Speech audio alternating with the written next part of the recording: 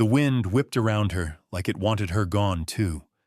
Isabel Lucero stood on the side of the dirt road, dress soaked and clinging to her skin, hair matted to her face, lips cracked from hours in the sun. Her right leg throbbed from too much strain.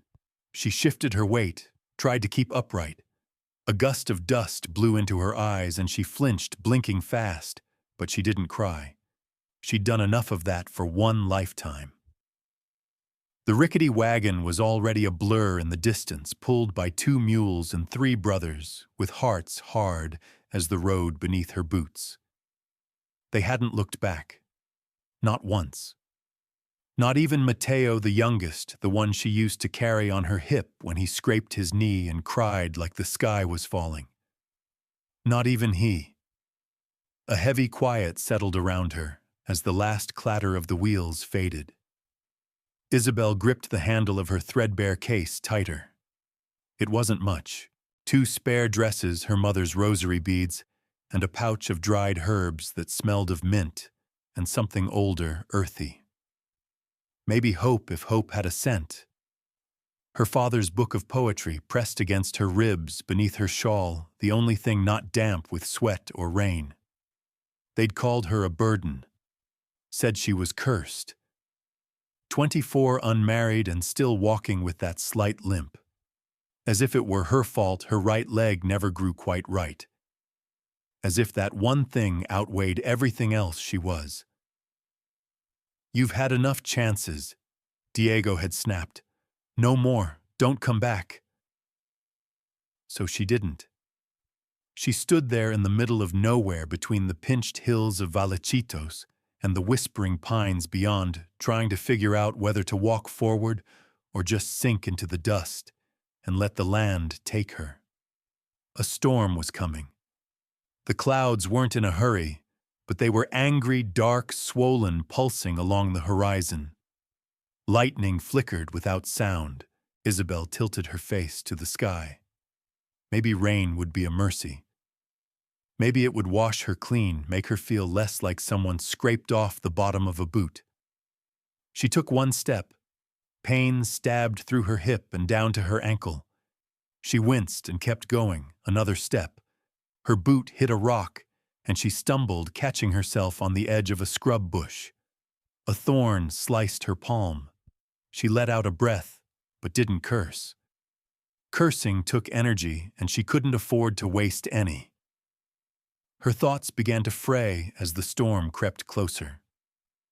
Time blurred. 1 step, 2. Every few yards, she whispered to herself like a chant, 1, 2, 3. A habit from childhood when the pain was too much, and counting made it manageable. 1, 2, 3. Just keep walking. Maybe there was a ranch out here, a shed. Even a cave would do. Just something to keep the wind from peeling her open.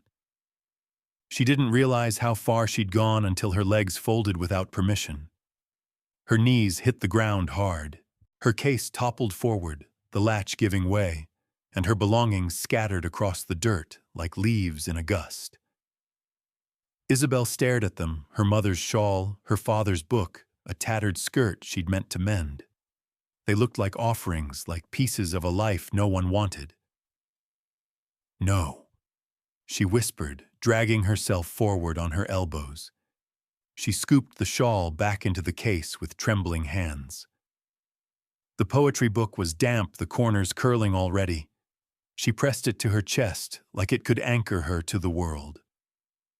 The first drop of rain hit her cheek. Then came more sudden and cold, like the sky had opened without warning. Within seconds it was pouring.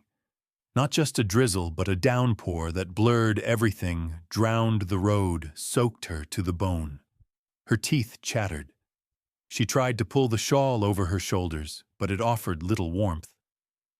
The wind picked up, slicing sideways through the trees. "Please," she whispered to no one, or maybe to everyone she'd ever lost. "I don't want to die like this."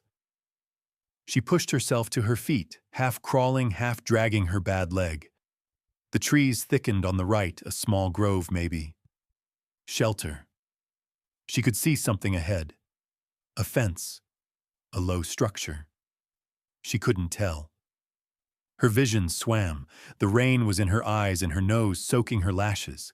The wind howled. She staggered toward the dark shape ahead. Her chest burned. Each breath felt like it might be her last. She collapsed again near the fence, one hand landing on the splintered wood. It held her up for half a second before she sank to her knees. The mud was thick. It sucked at her skirt, tugged at her boots. She curled her body around the case like it could save her. Thunder cracked so close the ground trembled. She closed her eyes. If you're listening, Mama, Papa, anyone, please, I don't want to disappear. Not like this. A muffled sound broke through the storm. Voices, a dog barking. She wasn't sure if it was real. Her body didn't want to move, didn't want to hope, but something in her brain caught hold of it. She forced her eyes open, a flicker of movement, a small figure running, another voice closer this time, sharp, urgent. Papa, someone's out here. She tried to speak. Nothing came out. She tried again, just a breath, ragged and shallow. The darkness crept in like water rising. She didn't fight it, not this time, because someone had seen her. Someone had called for help. She let the storm have her and fell into the silence, holding tight to the case and to that voice, that small voice calling out into the wind. I didn't ask you to save me, Señor, but I'm still glad you did. The storm had passed, but the rain hadn't let go entirely. A cold drizzle clung to the morning mist, hanging over the valley like a shawl draped across the shoulders of the earth. Santiago Romero stood by the edge of the fence, his boots sunk deep in the softened dirt. He held a limp, mud-covered woman in his arms. Her dress soaked through her face, streaked with dirt and something more fragile. Fear or fever, he couldn't tell. She was light. Too light. Papa, is she dead? Anna's voice was thin behind him. No, he said quietly, shifting the woman's weight as gently as he could. But she's close. He turned to his daughters. Marisol, stay with your sister. Anna, run back to the house. Bring blankets. Put water on the stove. Go, Anna didn't hesitate. Her small feet pounded through the puddles toward the house, brown braids flying. Santiago didn't waste another second. He carried the woman across the pasture, through the gate and toward his home. His arms ached not from the weight, but from the urgency building in his chest. He'd seen enough death. He didn't want to see it again. Not like this, not alone and forgotten. Inside the house was still warm from the fire he'd lit that morning. The scent of wood smoke and last night's stew lingered in the air. He laid her gently on the old settee near the hearth. Anna rushed in with blankets, her cheeks flushed, her arms full. Santiago wrapped them around the stranger, careful not to jostle her too much. Her lips were blue.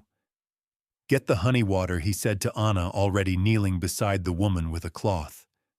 Just a bit. Warm, not hot. Marisol crept forward, wide-eyed, dragging her doll by one arm. Is she going to wake up? Santiago glanced up. I don't know, mija. We'll see. The woman coughed just once, rough and wet. Then her eyelids fluttered.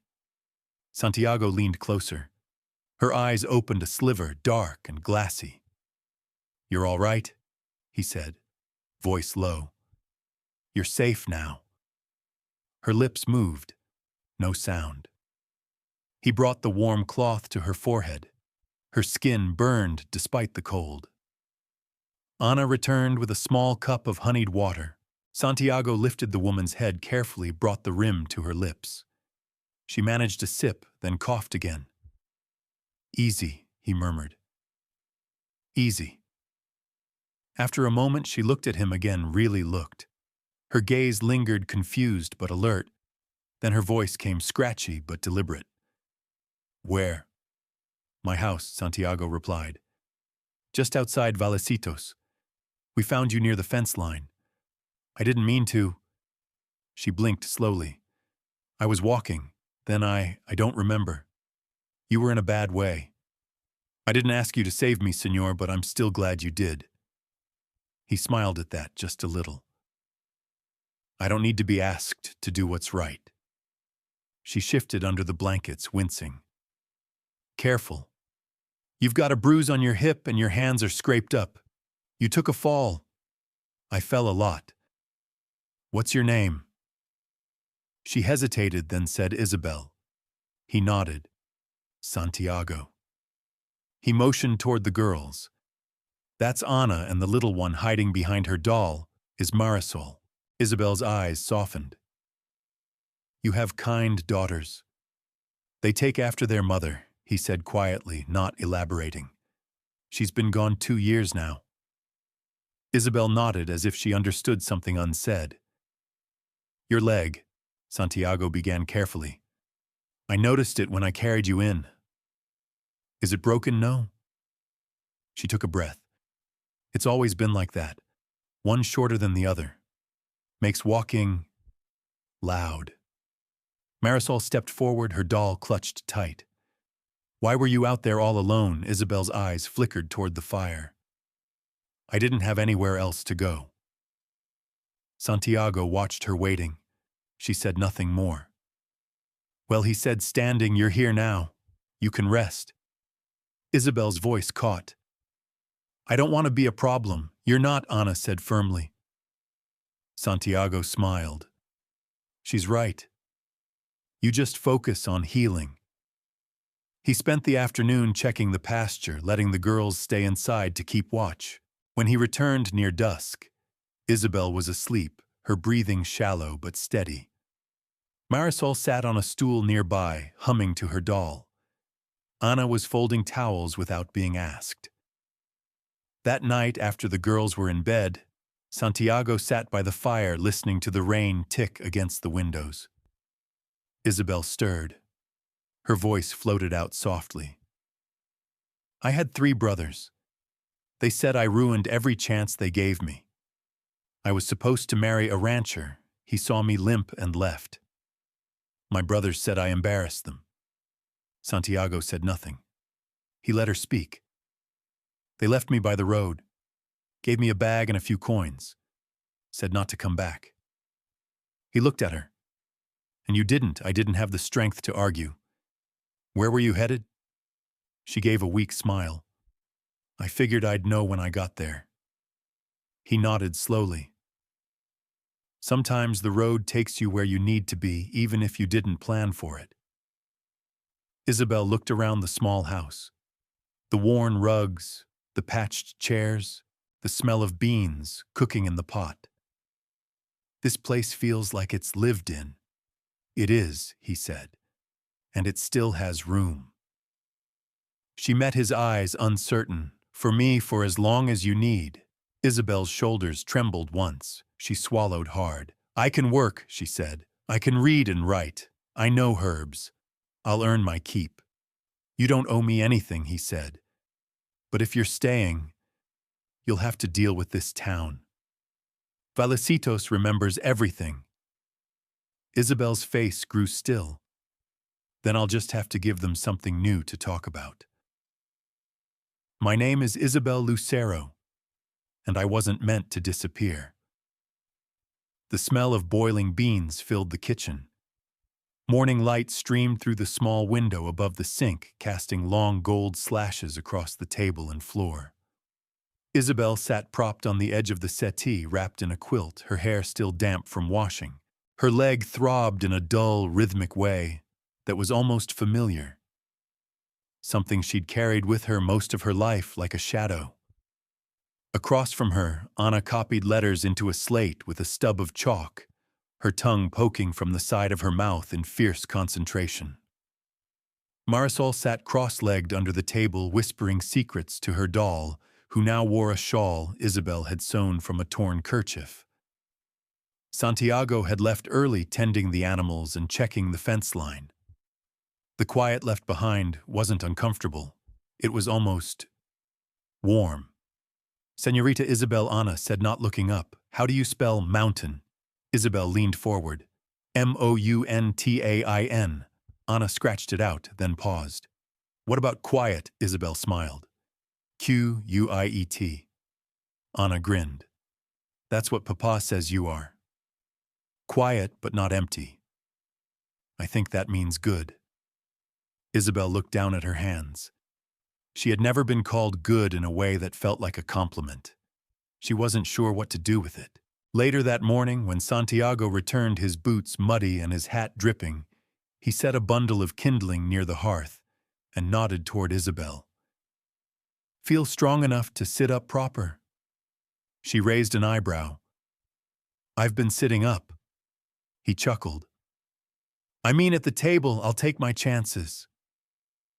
He helped her to her feet. Her legs stiffened, but she managed. Slowly, carefully, she crossed the room and lowered herself into the chair nearest the stove. It was the first time she'd sat at a table that wasn't her family's. The wood was scuffed and worn smooth by elbows and years. Santiago set a steaming cup of tea in front of her. That blend was my wife's, he said. Mint lemon balm and a bit of wild sage. Isabel inhaled.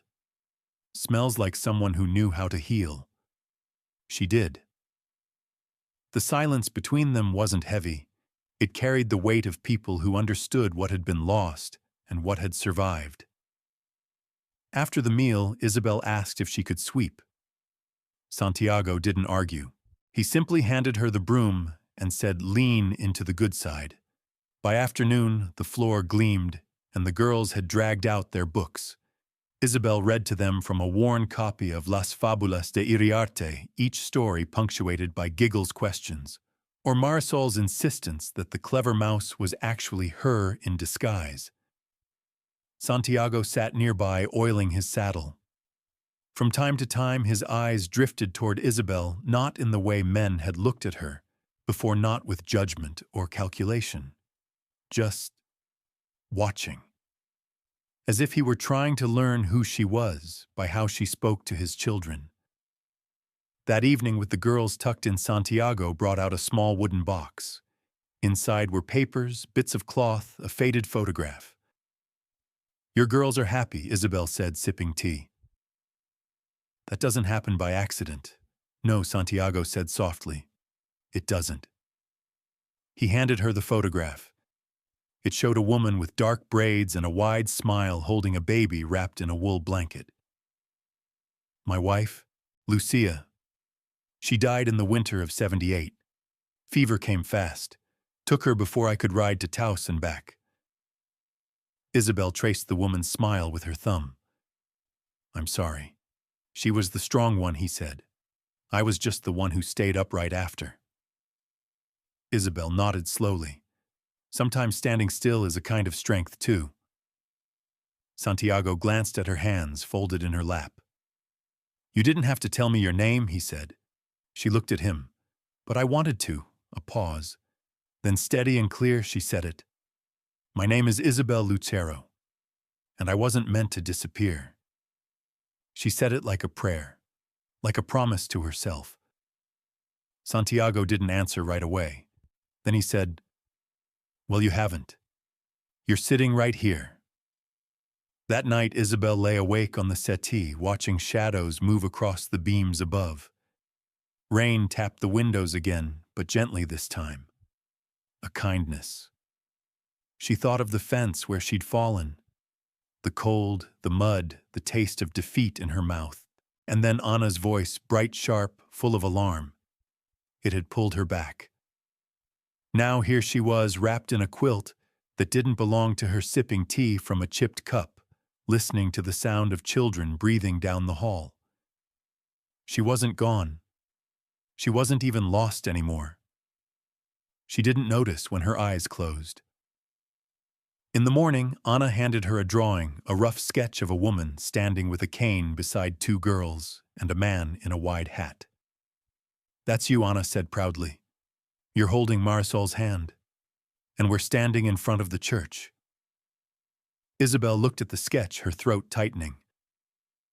Why the church? Because we're going to show everyone, Anna said with a grin, that you belong with us.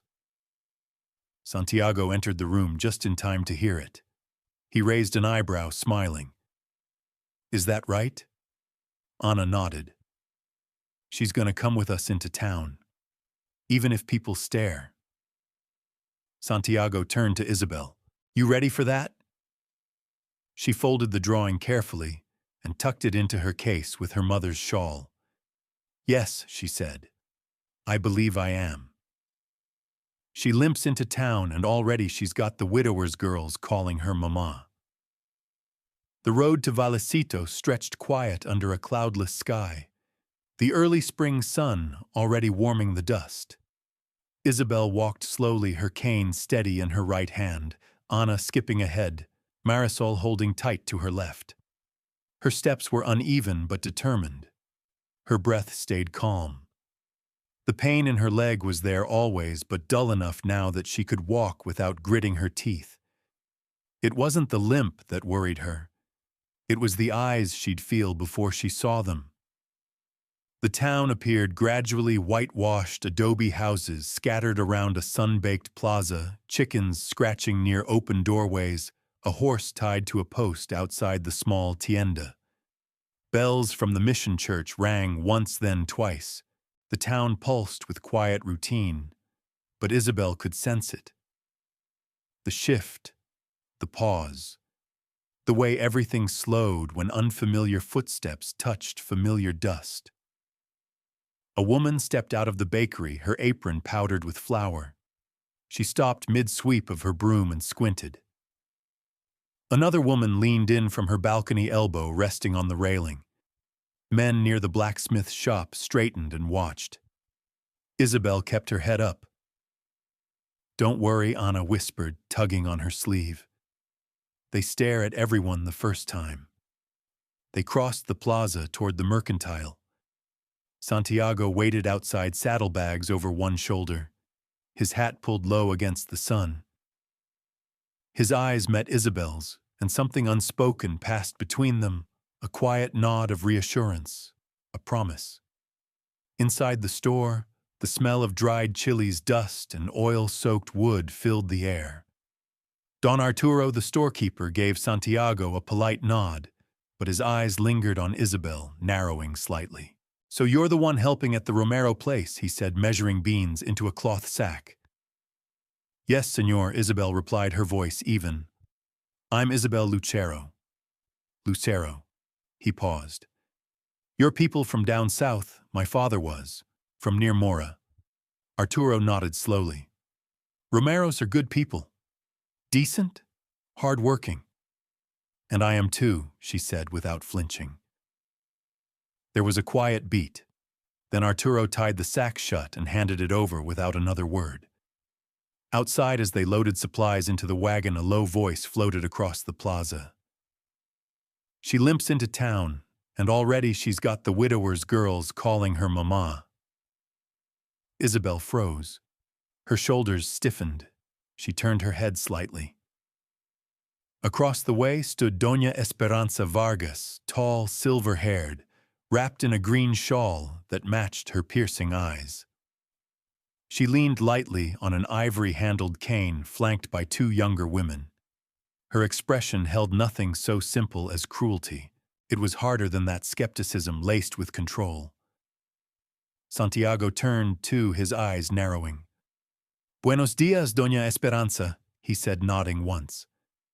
Buenos dias, Santiago, she replied, voice smooth.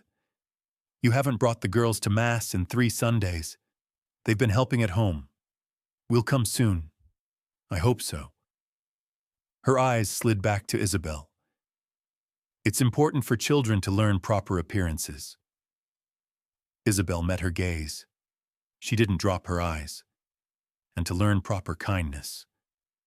Doña Esperanza's expression didn't change, but something tightened in her jaw. Then she turned and walked away, her cane tapping sharp against the stones. Santiago exhaled slowly. She watches everyone, he said. Even me. She doesn't scare me, Isabel replied. I've known harsher women with smaller houses. They rode home in silence for a while, the wagon creaking over ruts. The girls chattered in the back, showing each other trinkets from the store. Isabel kept her hands folded in her lap. The wind tugged gently at the loose ends of her braid. Back at the house, Santiago unloaded the sacks and Isabel returned to the kitchen. The floor still smelled of lemon water and clean wood. She moved through the space with quiet familiarity, checking the coals, measuring out herbs, rinsing vegetables from the small garden near the back steps. Later that week, a soft knock came at the door. A young woman stood outside holding a handkerchief to her cheek, one eye swollen, bruised. "I heard you know about herbs," she said, not meeting Isabel's eyes. "I didn't know who else to ask." Isabel stepped aside. "Come in." She ground comfrey root into a paste, mixed it with honey and lavender, and showed the girl how to apply it gently with a cool cloth. "You'll need to rest," Isabel said, "and keep quiet for a day or two. These bruises like to talk if you don't hush them first." The girl looked at her. "Will they know I came here?" "Only if you tell them." She left with the cloth tucked in her pocket, and a sliver of something unspoken, gratitude or shame, maybe both. Word spread. A week later, a man brought his son with a cough that wouldn't quit. Isabel made a tea of pine needles and sage. Another day, a grandmother came limping with a swollen knee. Isabel sent her home with wrapped leaves soaked in vinegar and oil. People came quietly. They didn't stay long, but they came. Mateo Aguilar came too. He arrived with a bag of dried chamomile and a worn smile. "Your name's come up in more kitchens than I can count," he said, sitting at the table. "Not all of it kind, but not all of it cruel either." Isabel poured him a cup of tea. "I don't need kindness, just truth. That's a dangerous thing to ask for around here. I'm already the topic of whispers.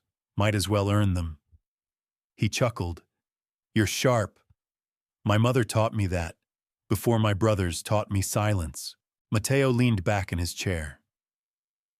"You've got something they don't know what to do with. Strength that isn't loud.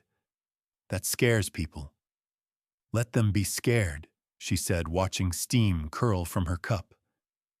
That night, Santiago found her outside on the porch watching the moon rise over the hills.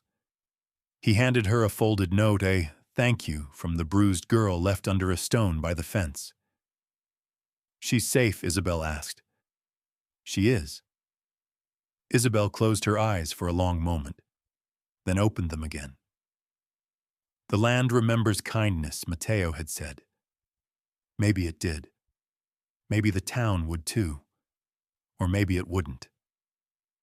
Either way, she was done apologizing for being here. She belonged to the earth beneath her feet and the fire in her chest. She had survived worse than whispers, and she wasn't going anywhere. She went back in when no one else would, all for a child that wasn't hers. The smell of smoke reached Isabel before the shouting did. She was kneeling by the herb garden behind the house, picking mint leaves for drying, when the sharp scent of burning wood carried on the breeze. Then came the barking of dogs, a voice hollering from the far end of the valley, and the unmistakable panic that doesn't need language to be understood. Santiago came around the corner, fast shirt sleeves rolled to his elbows, eyes wide. Fire. At the Lopez place. He was already untying the mule from the post, throwing the saddlebags across its back. Ana and Marisol stood frozen in the doorway. "Stay inside," he told them. "Keep the doors shut. I'm coming with you," Isabel said, wiping her hands on her apron. "You shouldn't," Santiago started, but she was already walking. He hesitated. She didn't flinch. A moment later, they were riding hard, the mule kicking up dust as they cut across pasture and scrub. The smoke was thicker now, trailing dark into the sky like a torn flag. As they neared the Lopez home, the heat grew palpable. Flames licked at the barn roof, greedy and alive. Neighbors were already gathered, a circle of shouting men and weeping women. Someone passed a bucket. Someone else screamed for water from the well. Children clung to their mothers' skirts. A goat bleated wildly, still tied near the fence. Santiago jumped down and ran toward the barn without hesitation. Isabel followed, grabbing a wet cloth from a woman nearby and pressing it to her face. "The children," she called. "3 are out," someone answered. "One's missing Ana Lopez's little girl. They can't find her." Isabel's chest tightened. She scanned the crowd. Ana Lopez stood near the well, her dress black with soot clawing at her husband's arms. "She's in there," the woman cried. She went back for her doll. She didn't come out. The barn was nearly swallowed. Roof timbers groaned above a wall of flame. People were shouting to stay back. The men hesitated, eyes on the fire on each other. No one moved. Isabel dropped her shawl. Her cane stayed behind. She ran. The heat was immediate and searing, like walking into a furnace. Smoke clawed down her throat. She pulled the wet cloth tighter around her mouth and ducked low, heart pounding. "Luna," she shouted. "Luna, where are you?" A child's cry answered from somewhere near the rear stall. She stumbled forward. Her bad leg buckled, but she caught herself on a beam, coughing. The flames were higher now, chasing up the rafters like angry fingers. There, under a toppled hayrack, was a small figure curled tight. Luna Isabel dropped to her knees, pulling the girl free. The child clung to a soot-smeared rag doll, her face streaked with ash and tears. "Come here, mija. We're getting out." She lifted the child with both arms. Her muscles screamed, but she didn't stop. The way back was a blur of firelight and noise. A timber cracked overhead. Sparks rained down. The walls groaned. Isabel pushed forward, shielding the girl with her own body. Then air. Light. A rush of cool as she staggered from the barn into waiting arms. Santiago was there. He grabbed the girl first, then Isabel. Her knees gave out and she collapsed into him, coughing hard smoke pouring from her lungs. His hands were firm on her shoulders, grounding her. "Got you," he said. "Got you." A cheer went up. People crowded forward, stunned. The mother sobbed into her hands, falling to her knees beside her daughter. "Is she all right?" Isabel gasped. "She's breathing," Santiago said. "Thanks to you." She slumped against him, vision swimming.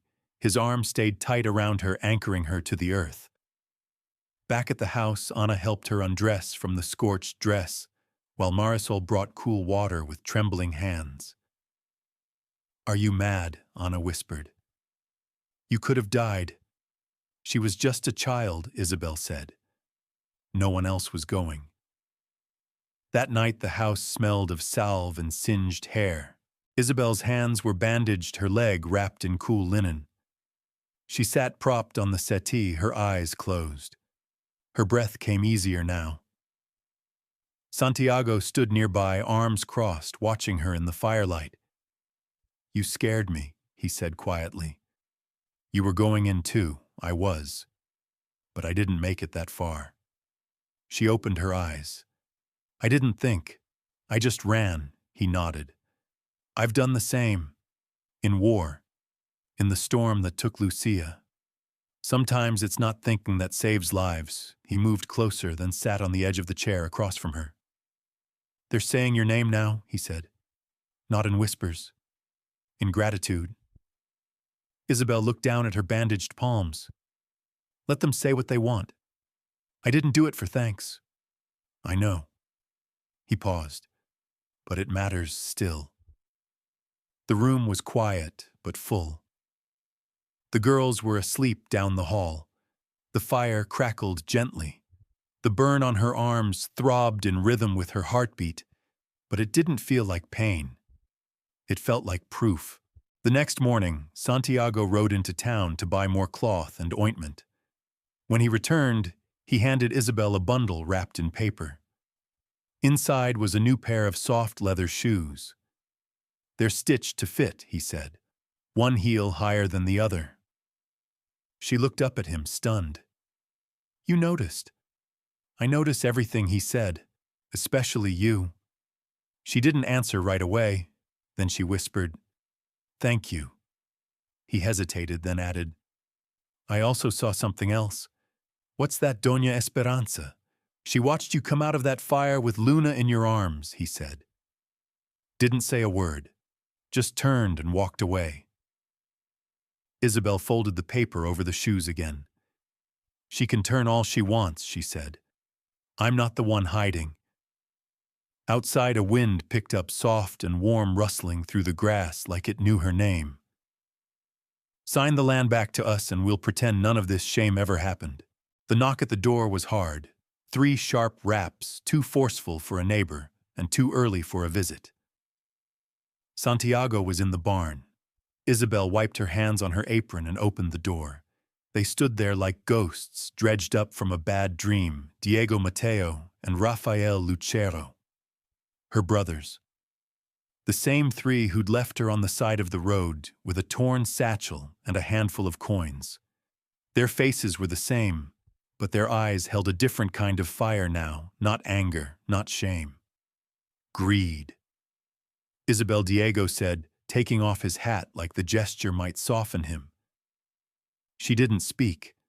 Mateo looked her up and down, his lip curling slightly at the limp he thought she'd never rise above. "Didn't expect to find you so comfortable. I didn't expect to see you at all," she said, voice even. Rafael stepped forward, a folded paper in hand. "We need to talk." "I doubt that. It's about the land," Diego said. She didn't move. "The land's mine? Our father's land?" Mateo snapped. "And we let you have it." "Let you?" "Out of pity." "No," she said, voice firm. "Out of duty. That land was written to me. You read the will, same as I did. That piece of dirt feeds a spring," Rafael added, "and that spring feeds half our cattle. Or it did until you decided to run off and keep it. You abandoned me." "We made a decision," Diego said. "You were never going to marry. You couldn't keep the family's name strong. You were a weight." She stepped out onto the porch and closed the door behind her. "You left me in the dirt," she said. "And now that the land has value, you show up with paper and false politeness." "Look," Diego said, trying for calm, "we don't want to fight. We just want what's fair. You sign it back to us, we'll make sure you don't lose face. No trouble, no scandal. You can go on playing house with your widower friend." She felt that sting the cold way they said it, like she was some barn cat taken in and kept out of pity. "Not your land, not your house," she said. "And I'm not your problem anymore." "You were never anything else," Mateo hissed. Rafael stepped forward again. "1 week, hermana. Then we stop asking nicely." They turned and left boots heavy on the gravel path, leaving behind a silence that felt scorched. Santiago found her on the porch minutes later, her arms folded, jaw set hard. "They came. They want the land." He nodded slowly. "They always did. They want me to sign it back. Pretend it was a mistake. What are you going to do?" "I'm going to remind them that I'm not a mistake." That evening, she took out the land deed and reread every word. The paper was yellowed, but the ink still strong. Her father's signature curved at the bottom with quiet certainty. He'd left it to her because he knew what they didn't want to believe. She could endure, and she could build. The next morning, Santiago rode with her into Taos. They stopped at a modest adobe building, tucked between the old mission and a weaving shop. Don Rafael Ortega greeted them with a stiff bow. He had once handled land matters for the Luceros. Isabel laid the deed on his desk. "Do they have any right to challenge this?" she asked. The lawyer studied the paper, adjusted his spectacles, and tapped the signature with one calloused finger. "Only if you let them." He pulled another folder from his desk, one that held maps and registry stamps. "You are the legal owner. Full rights. Their threats are noise, not law," good Santiago said. But Ortega added, looking at Isabel, if they want to stir trouble, they'll try it in the court of public opinion first. They'll twist your story. They already have, she said. She stepped out into the courtyard, heart thudding. The sky was too blue, the sun too bright. Santiago joined her a moment later. I want to see the mission before we head back, she said. Of course. They walked to the old church where her parents had been married. The place was quiet, shaded by old cottonwoods, their leaves whispering overhead. Inside, the air was cool and still. Candles flickered along the walls, and the scent of wax and wood hung low. She sat on a bench near the back. I used to come here with Mama, she said, before my limp got worse. I'd light a candle and ask for courage.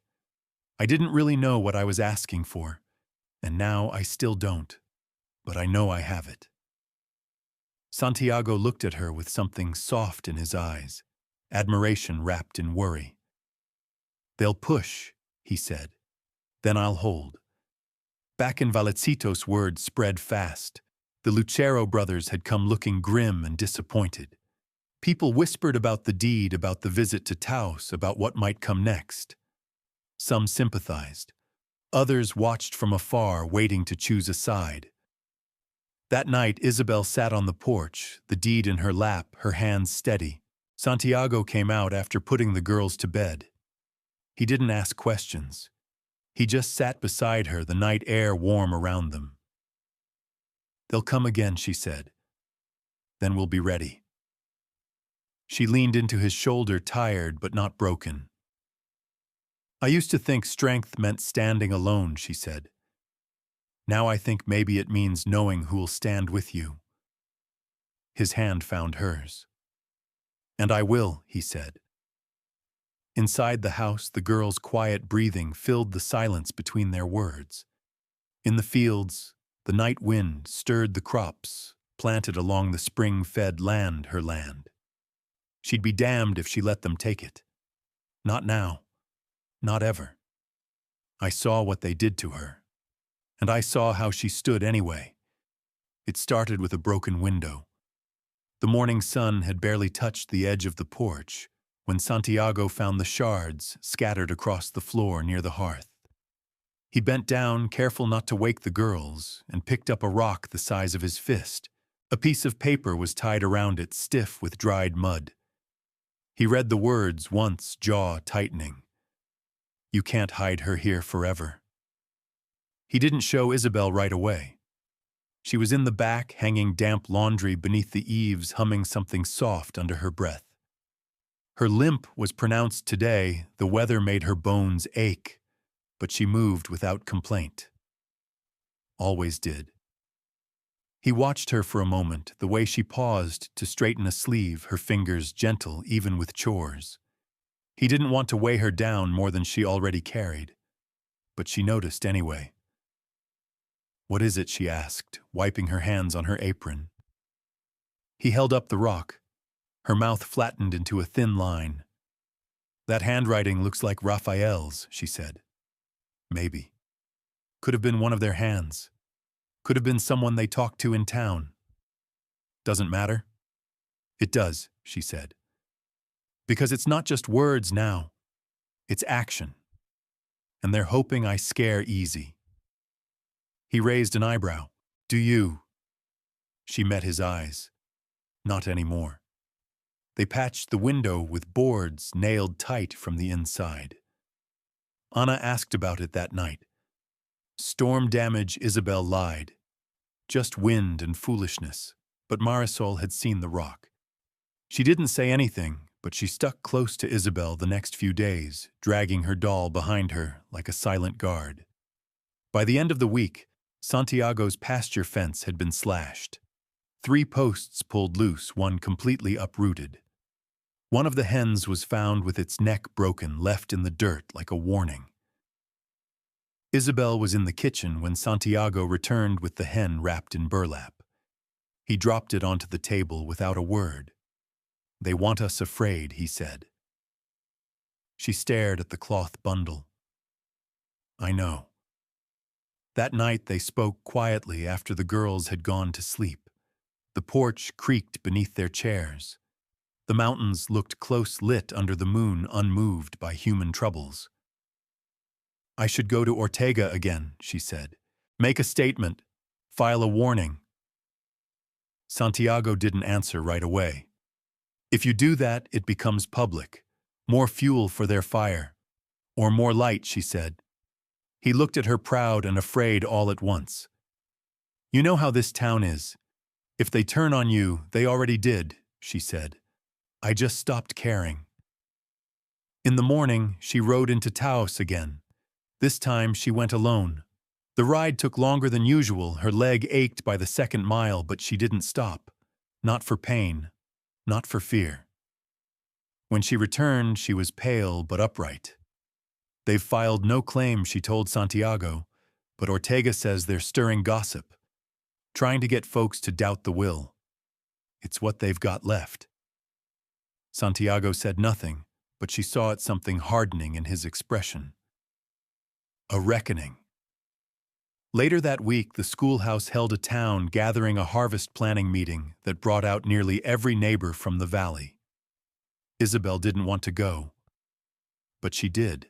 She put on her shawl and her new shoes, the ones Santiago had ordered with the heel built high on one side, so her limp wouldn't drag her left so badly. She held her head high. They walked in together, Santiago, Isabel, Ana, and Marisol, and the room went quiet. People shifted. A few offered stiff nods. Others looked away. Diego stood near the front, arms crossed. Mateo leaned against the wall beside him. Rafael wasn't far, pretending to study a ledger. Isabel took a seat near the back. Santiago stayed beside her. The meeting dragged: soil planning, seed orders, livestock rotation. Then near the end, Diego raised his hand. "I've got a concern," he said, loud enough to carry.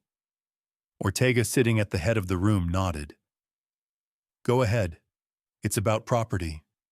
Namely, who owns what and whether it's being handled properly." Some murmuring rose from the benches. "You want to file a claim?" Ortega asked.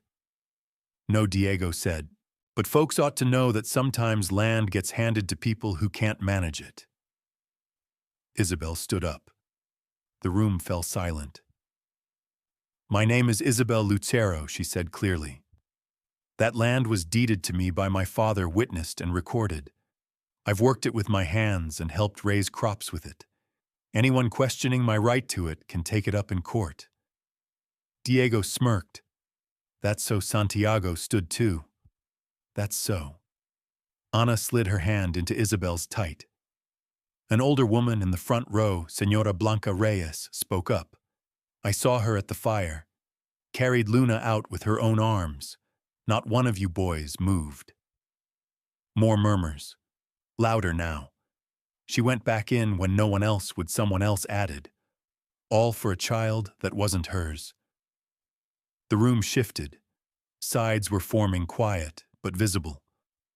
Ortega tapped the table. "This isn't the place for threats or rumors. Unless there's a formal motion, we're done here." Diego sat down hard. Mateo scowled. Rafael stared straight ahead, face tight. Afterward, on the walk home, Ana looked up at Isabel. "You weren't scared at all." Isabel smiled faintly. "I was. You didn't look it. That's the trick," she said. "Standing anyway." Santiago glanced over, pride in his eyes. But also something more. Something waiting. She didn't ask what it was. She already knew. "She ain't just passing through, Doña. She's part of the soil now." Doña Esperanza Vargas stood in the middle of her orchard, wrapped in silk and silence. The apple blossoms were out early this year, dusting the trees in a flush of pink that didn't quite touch her expression. Her silver hair was twisted neatly at the back of her neck, and her cane pressed deep into the dirt with each step. Behind her, young Rosa carried a basket of clippings, eyes downcast. "Has she spoken against me?" Esperanza asked. Rosa shook her head quickly. "No, señora." She doesn't speak of you at all. Esperanza narrowed her eyes at a branch, clipped it, and dropped it into the basket. That's worse, she muttered. The next Sunday, Isabel came to Mass. She wore a modest blue dress, her shawl neat, her hair tied back with one of Marisol's ribbons. She didn't take the front pew or the back, but one near the center where people would have to see her as they came in.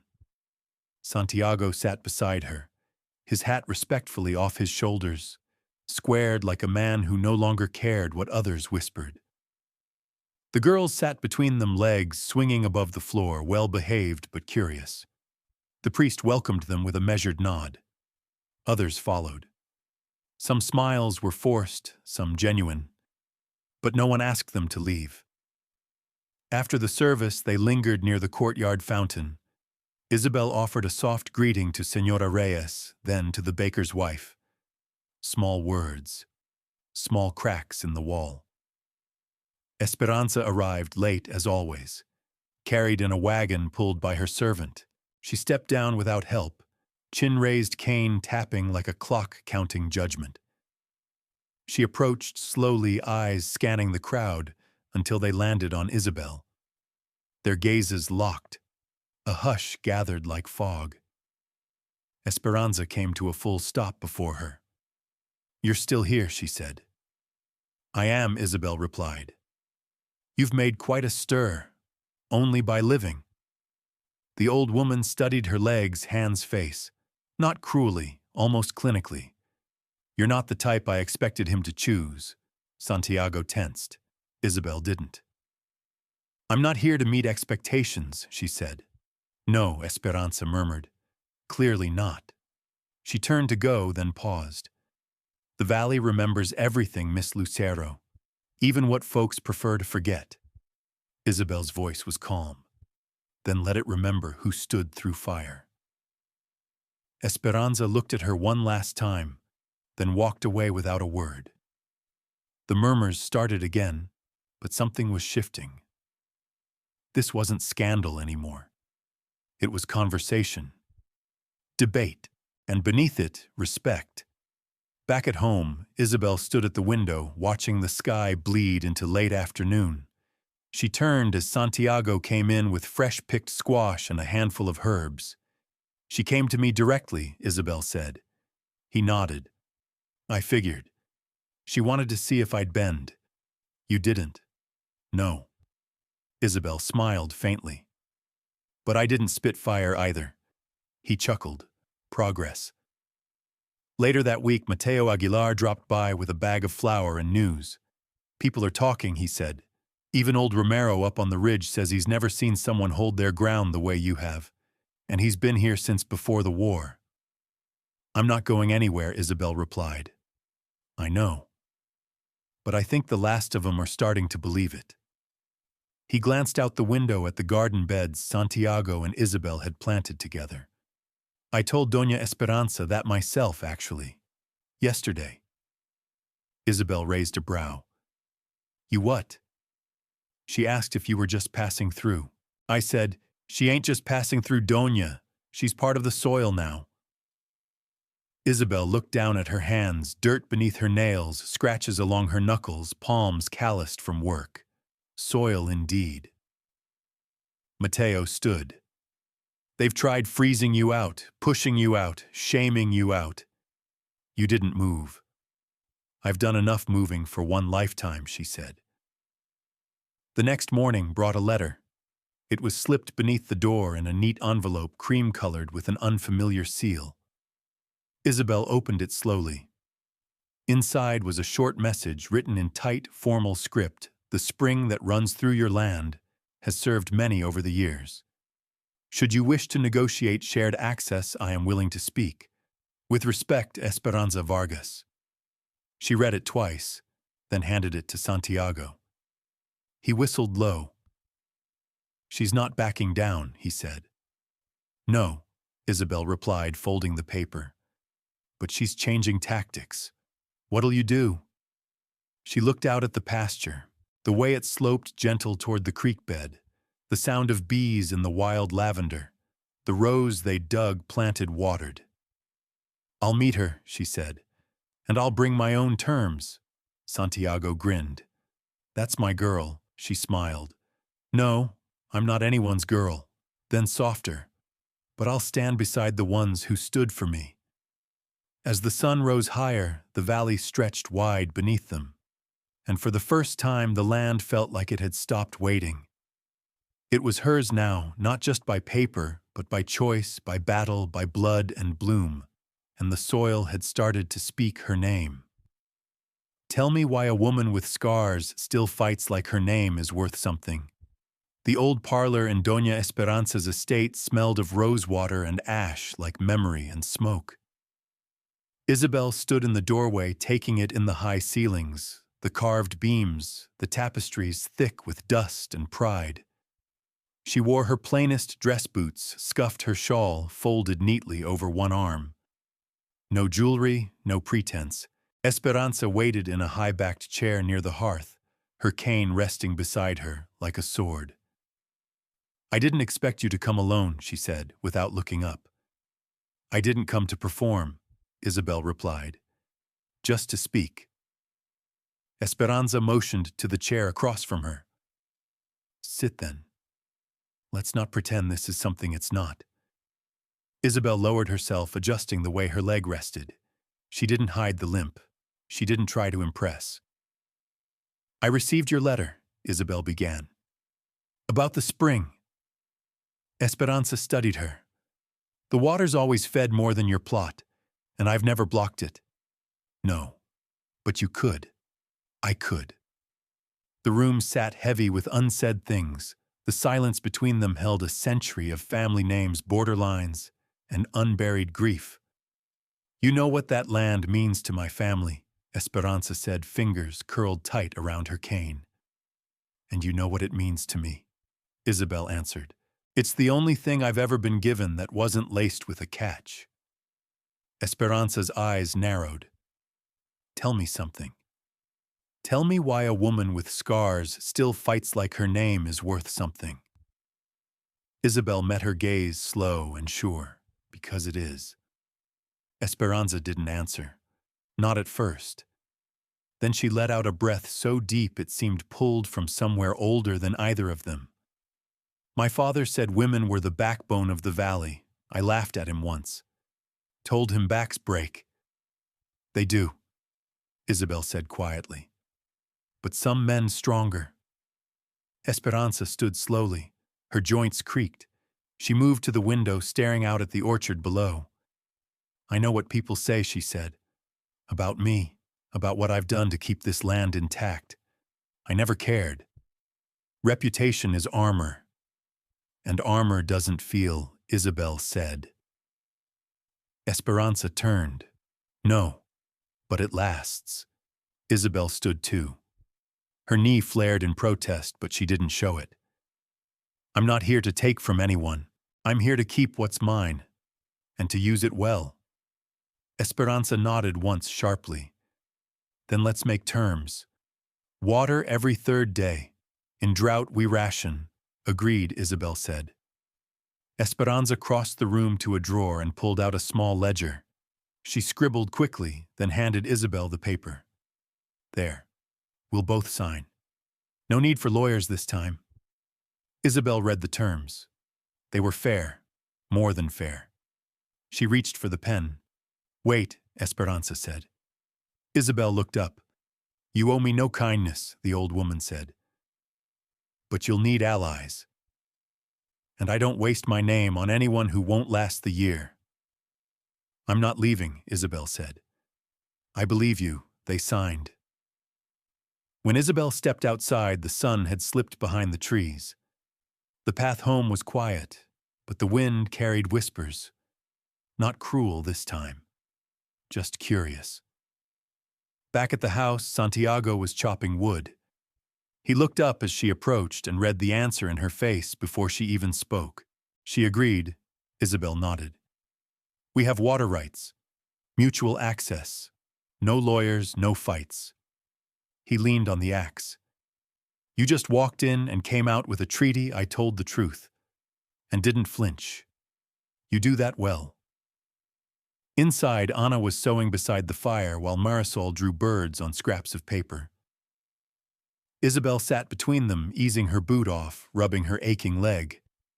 She still didn't smile, Isabel said after a long pause. But she didn't spit fire either. She'll come around, Santiago said. No, Isabel replied. But she'll respect the ground I stand on. A few days later, the church bell rang twice at noon. That only happened for one thing, death. Mateo arrived on horseback by evening, dusty and out of breath. Raphael, he said, hat in his hands. He took a fall in the mountains, broke his neck clean. Isabel blinked. Where near the north ridge?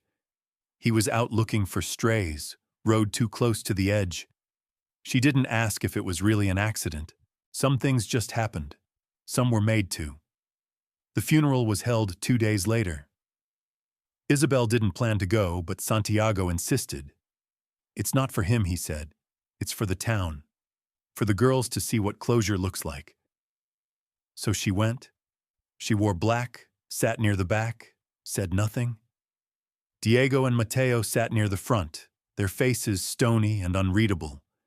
After the priest spoke, the people filtered out in slow silence. Outside, Diego approached her. He looked smaller, or maybe just tired. You came, he said, like it surprised him.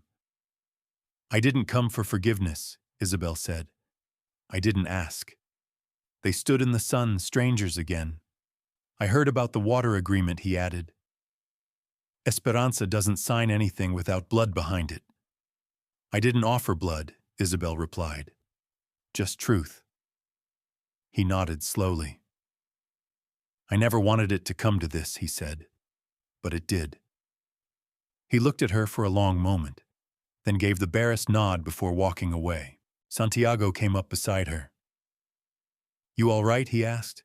She watched her brother disappear into the crowd. I am, she said, and I think he knows it now too. The air shifted again. A weight lifted, not erased but loosened, and in its place something else grew, something like space. Space to live, to love, to plant roots without fear they'd be ripped up again. The valley had seen her scars, and it hadn't turned away. You don't have to carry it all alone anymore. The wind carried the scent of warm earth and apple blossoms through the open window. Isabel sat at the kitchen table with a bowl of peas in front of her, shelling them one by one, letting the rhythm steady her thoughts. The house was quiet except for the clink of peas in the bowl and the soft creak of wood as the breeze teased the shutters. The funeral was a week behind them, but the weight of it still settled into the corners of the house like dust that refused to sweep clean. Not the grief Raphael's death hadn't cracked her, but the shift it caused. The tremble in the soil where lines had been drawn and now were blurring. Santiago walked in, wiping his hands on a rag. His boots were muddy from the field sleeves rolled to his elbows, and his hair a little more silver under the afternoon sun. They're planting early over at the Valdez place, he said, pouring himself a glass of water. Looks like everyone's chasing spring before it runs out. Let them, Isabel said. We'll plant when the soil tells us to, not the neighbors. He smiled and leaned against the counter, watching her hands move. You've always been stubborn like that. I was quieter about it once. He sipped. Glad you stopped being quiet. She paused, a half-opened pod in her fingers. I keep thinking about what Diego said, that he never wanted it to come to this. He did, though. Maybe not in words, but he made choices that brought him here. I know. She sighed. But I think part of him thought I'd disappear, like dust after a hard wind. You didn't. You stayed. I stayed, she echoed, setting the pod aside. But sometimes staying is harder than leaving. He crossed the room, sat beside her. You've done more than stay. You've made a life. Her hands stilled. And you've helped me build it, she said softly. You and the girls. Then let me ask you something. She turned toward him, the question already in her eyes. Will you marry me, Isabel? It wasn't grand. There was no ring, no fanfare. Just a man looking at a woman he'd come to respect and love in the quiet hours between sun and dust. She stared at him, searching his face. I don't need to be saved.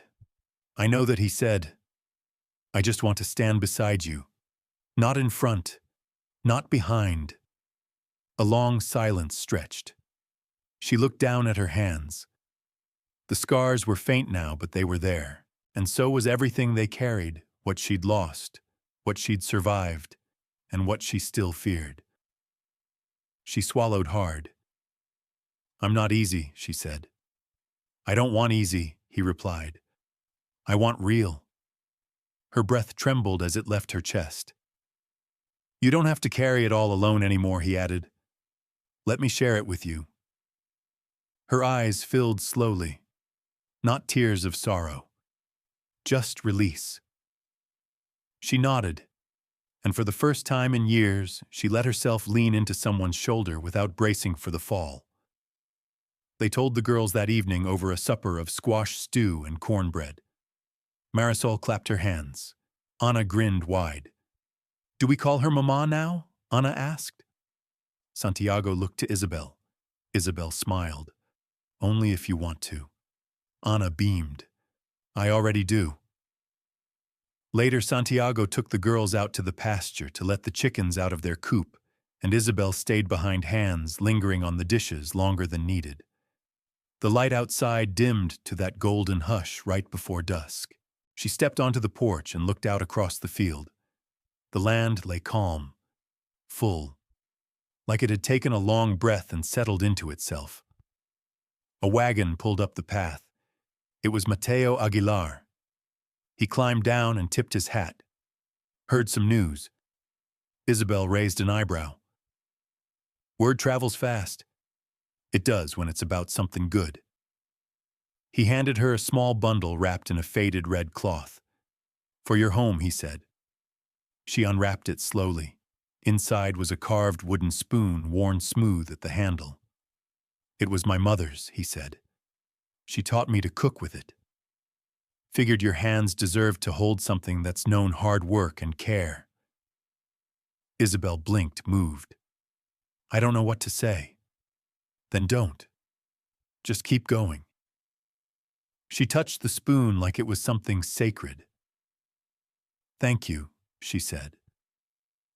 He nodded once, then climbed back up onto the wagon. As the sun dipped below the ridge, casting a gold-pink glow across the hills, Isabel stood on her porch with the spoon in her hand, and Santiago's laughter rising from the pasture. The ghosts were still there, old pain, old names, old shadows. But they didn't haunt her anymore. They just lingered like old smoke in the rafters. She had built something stronger than fear, and tomorrow they'd plant. Not out of urgency or spite, but because it was time. Because roots didn't just hold things in place, they made things grow. She's not the same girl they left behind. She grew into the kind of woman even silence listens to. The morning of the wedding came soft and bright, like the valley had decided to be kind for once. Chickens clucked near the coop. The scent of wild chamomile drifted through the open windows, mixing with fresh bread and wood smoke. Isabel stood by the mirror in the girls' room, buttoning the last of her borrowed dress, a simple ivory linen with lace cuffs pressed and cared for, like something sacred. Anna stood on tiptoe behind her, braiding the last section of Isabel's hair with gentle fingers. Marisol perched on the bed, holding a flower crown made of rosemary and desert daisies. You look like a storybook, Anna said, proud.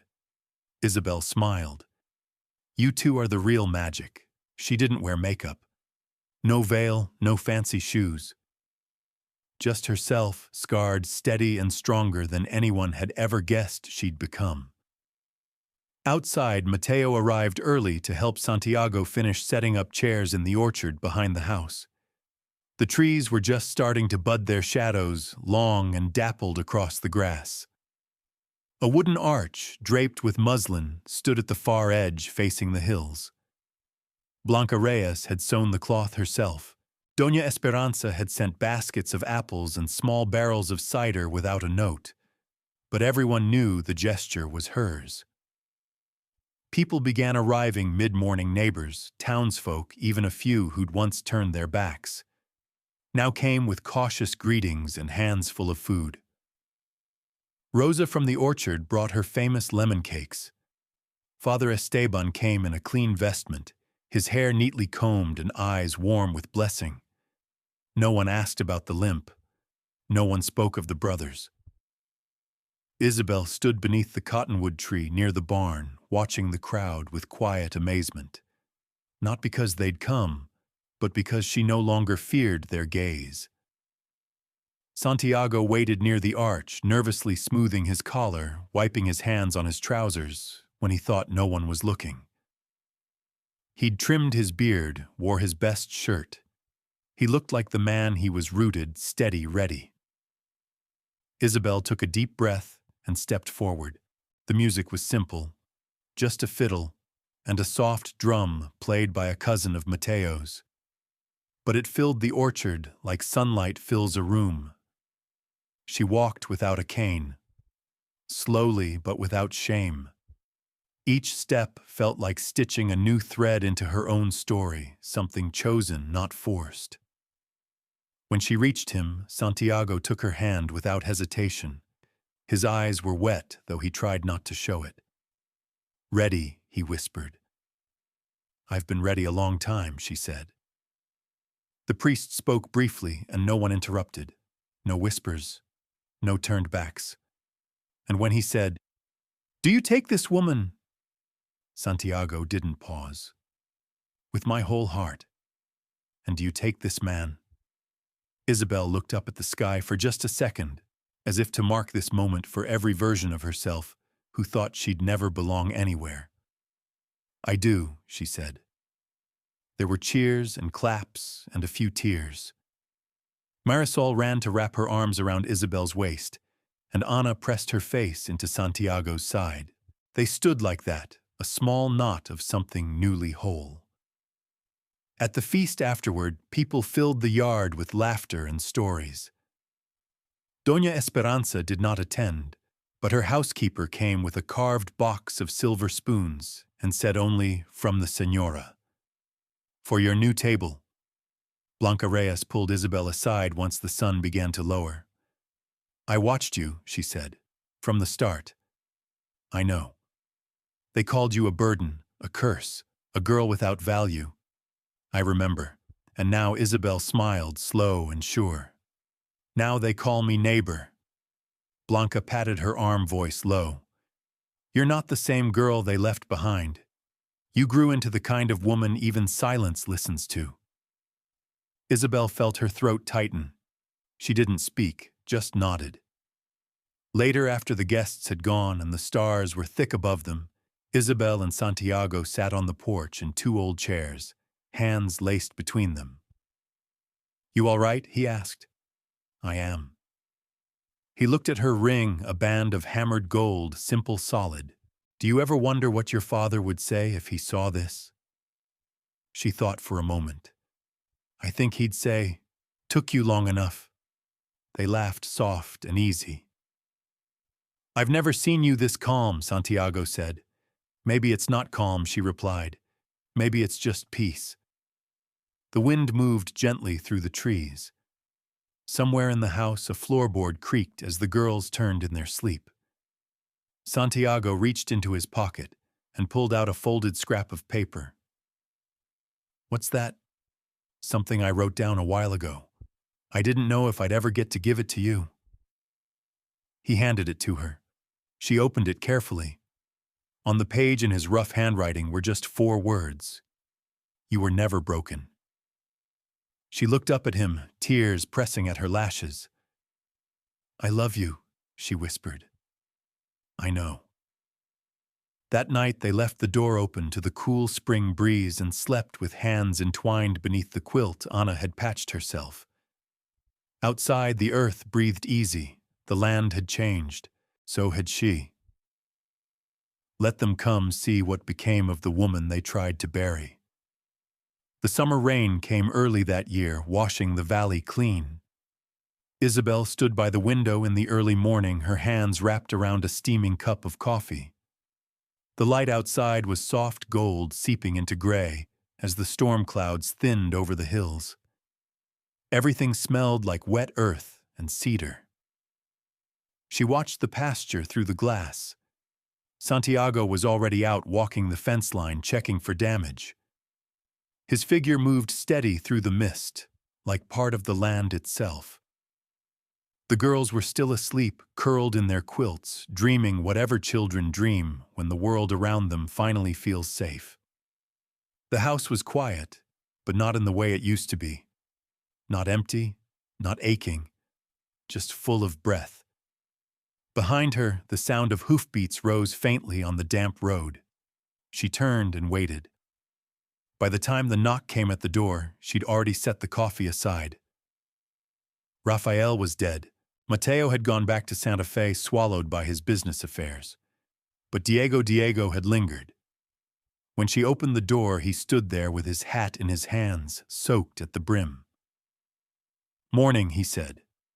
She nodded. "You want to come in?" He hesitated. "Just for a minute." He stepped inside and took off the wet hat, glancing around the room. The fireplace was cold. The air smelled like cinnamon and wood smoke. The home looked lived in, settled. Nothing temporary about it. "You've done well," he said. She folded her arms. "I didn't do it to prove anything." He nodded slowly. "I know." Still. He walked to the hearth and studied a drawing pinned to the wall, Anna's hand traced and turned into a turkey decorated in crayon. "I came to tell you I'm leaving for good," he said. "Taking what's left of the cattle. Selling what I can. The land's been hard without the spring." "You still blame me?" "No," he said. "Not anymore." She watched him carefully. "I blamed you because it was easier than facing what I'd done," he continued. "You were always the soft one. Thought you'd never fight back. Thought if we pushed hard enough, you'd disappear. I almost did. I know." He turned to face her. "But you didn't. And I came here to say, I'm glad." Her breath caught. "I don't expect forgiveness," he said, "but I want you to know I'm not proud of what we did." She stepped forward, slow and even. "You don't need my forgiveness, Diego. You need your own." He nodded once, lips pressed tight. "I hope the road's good to you," she said. He put the hat back on and stepped out into the rain without another word. She closed the door behind him and stood still. No anger, no shaking hands. Just quiet. Santiago came in an hour later, brushing water off his shoulders. "Fence held," he said. "Goats stayed put, chickens stayed dry." She smiled and handed him a towel. Diego came by. Santiago raised a brow. What did he want? Peace, I think. Or something like it. "Did you give it to him?" She shrugged. "Enough." He kissed her cheek, then headed toward the kitchen. She stayed at the window, watching the road where Diego's horse had faded into the trees. By afternoon, the rain had passed, and the town began to stir again. That evening, they hosted neighbors for supper, Blanca, Mateo, Aguilar, Rosa from the orchard, a few others who had stood beside them through the harder months. The long table was set beneath the cottonwood tree, now thick with shade. Lanterns swung from low branches. Bread steamed in baskets and bowls of beans, squash, and roasted peppers filled the air with warmth. Anna carried out a pie she'd made herself. Marisol recited a poem she'd written for our mama and papa, who made a garden out of dust. Laughter came easy now. When the plates were scraped clean and the lanterns burned low, Isabel stood and tapped her glass gently. "I wasn't supposed to be here," she said. Silence fell with a hush of leaves above them. "I was supposed to vanish, fade like old stories. But I stayed. Not because I had something to prove, but because I had something worth keeping. This land, these girls, Santiago, all of you. She looked around the table. I've been called weak, broken, unwanted. But today I'm none of those things. She raised her glass. Let them come see what became of the woman they tried to bury. They drank to that. Later, after the last guest had gone and the stars blinked wide above, Santiago pulled her into a slow dance beneath the tree. No music, just the rustle of wind and the creak of old wood. I don't think they'll come back, he said softly. They don't need to, she replied. This is my home now. And what will you do with it? She looked around at the sleeping house, the flicker of the porch lantern, the fence line stretching into the dark. Grow, she said, and make sure the girls know how deep their roots go. He kissed her hair, his voice warm in her ear. You already have. She leaned against his chest, her hand resting over his heart. The valley was quiet. The stars didn't rush. And for the first time in her life, Isabel Lucero felt entirely whole. Not because she was untouched by pain, but because she had chosen to rise from it and build something no one could tear down again. The educational lesson learned from this story is that resilience doesn't always roar. It often shows up quietly in choosing to stay, to rebuild, and to keep dignity intact, even when others try to take it away. Life may not always deal us fairness, but what we choose to plant in hard soil still has the power to grow. And sometimes the family we create through kindness and courage speaks louder than the one we were born into.